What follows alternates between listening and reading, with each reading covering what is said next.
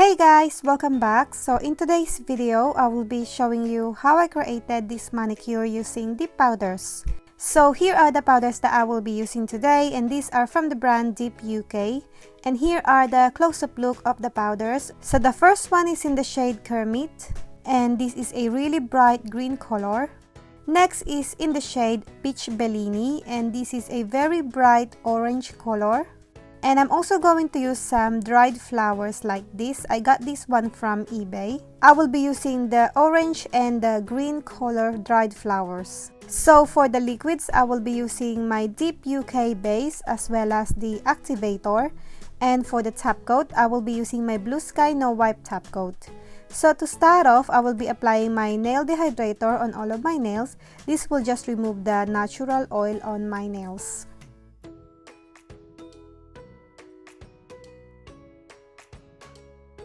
Then I move on to my base. This is the step number 1, and I will be applying a thin layer of this on my nail and immediately dip my nail into the powder and then top off the excess. I also want to mention that I do have a discount code on Dip UK website. So if you use Grace20, you will get 20% discount on your total purchase. So all the information will be in the description box so you can check it out. So I'll let you guys watch me do 3 coats of this shade and I'll be back.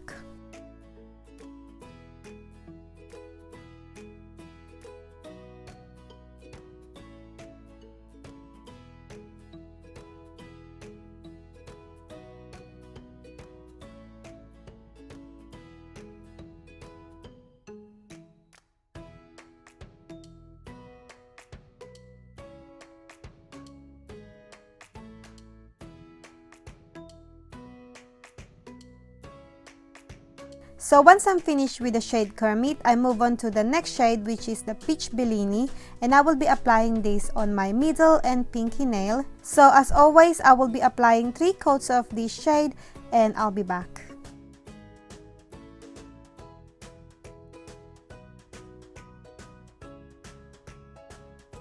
I just want to mention that make sure you brush off the excess powder before you move on to your next layer.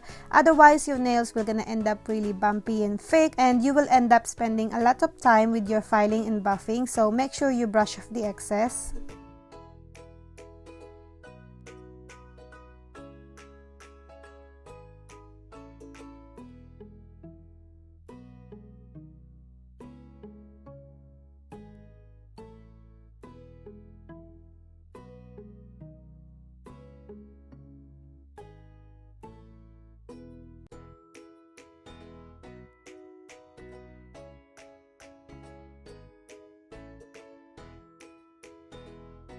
So once I'm finished with the colors, I brush up the excess powder. So I move on to the dried flowers, and here are the flowers that I will be using today. So first I apply a thin layer of the base on my middle nail, and I use orange stick to apply the flower on my nails. So as you can see, I'm using green flowers on my orange nail. I will be doing the same step on my ring nail using orange flowers.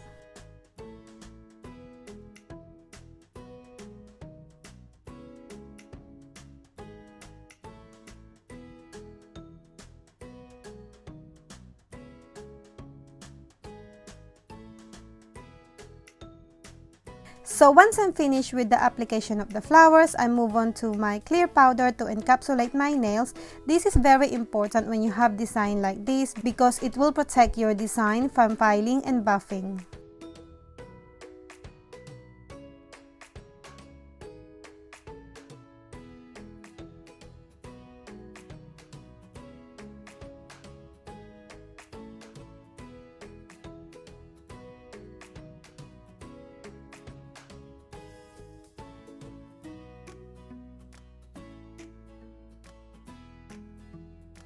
So once I'm finished with clear, I brush up all the excess powder and then I move on to the activator. So I spray a generous amount of the activator on all of my nails. This will harden up the powder and make it ready for filing. So after a few minutes, I file and buff off camera, and then I brush up all the dust and clean my nails with alcohol spray.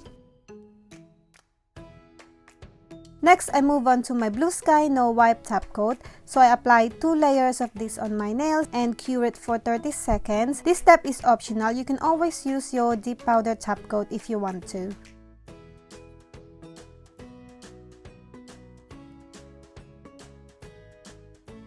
So once my nails are cured, I apply cuticle oil. And we are done. That's it guys for today. Thank you so much for watching. I hope you enjoyed this video, and if you did, give this video a thumbs up and don't forget to subscribe if you haven't already, and I will see you on my next one.